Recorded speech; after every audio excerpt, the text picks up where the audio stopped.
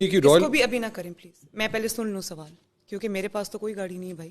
نہیں, یو اے ای کی Royal family سے آپ نے 2009-2010 کے اندر, کہاں ہے یہ ریکارڈ میں ہے؟ یہ جے آئی ٹی کی رپورٹ میں آیا ہوا ہے, یہ کیا ڈکلیئرڈ ہے آپ کے ریٹرنز کے اندر. مجھے اس کے بارے میں کچھ نہیں پتا. آپ کے پاس کبھی بی ایم ڈبلیو گاڑی نہیں رہی 2009-2010 میں؟ میں آپ کو ایکسپلین کر دیتا ہوں, میں پورا ایکسپلین کر دیتا ہوں. مریم صفدر اونڈ, یہ اب ایگزیکٹ رپورٹ بتا رہی, Maryam Safdar owned a B M W car which was gifted to her by the UAE royal family and the value of the car declared as rupees 3.5 million in the tax year 2009-2010, 2009-2010. The same car was declared to be sold on a profit of rupees 19.66 million. تقریباً 2 کروڑ روپے کی آپ نے وہ گاڑی بیچی in the year 2011-12. یہ آپ پکچر اس کو ویڈیو تو نہیں کر رہے, بند کر دیں ذرا please. Such price escalation is abnormal. She declared the same BMW in her wealth statement in the next year 2012-2013 as well.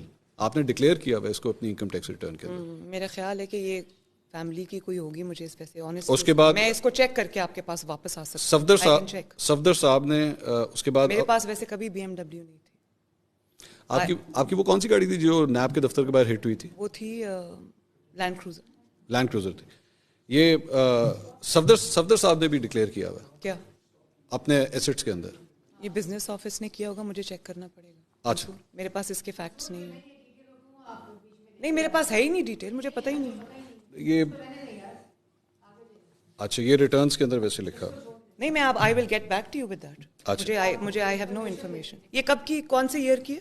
2009-2010. مجھے نہیں پتا, میں چیک کروں. اچھا, آپ کو اس کا نہیں پتا. اچھا, یہ ایک اور ہے جس کے اندر آپ نے گفٹس ریسیو کیے ہیں 2010 سے لے کے 2016 تک. 2010 کے اندر جو ہے وہ آپ نے گفٹس ریسیو کیے تقریباً 31 ملین کے اپروکسیمیٹلی. مجھے نہیں پتا, یہ تو آپ کے ٹیکس میں ڈکلیئر ہوا ہوا ہے.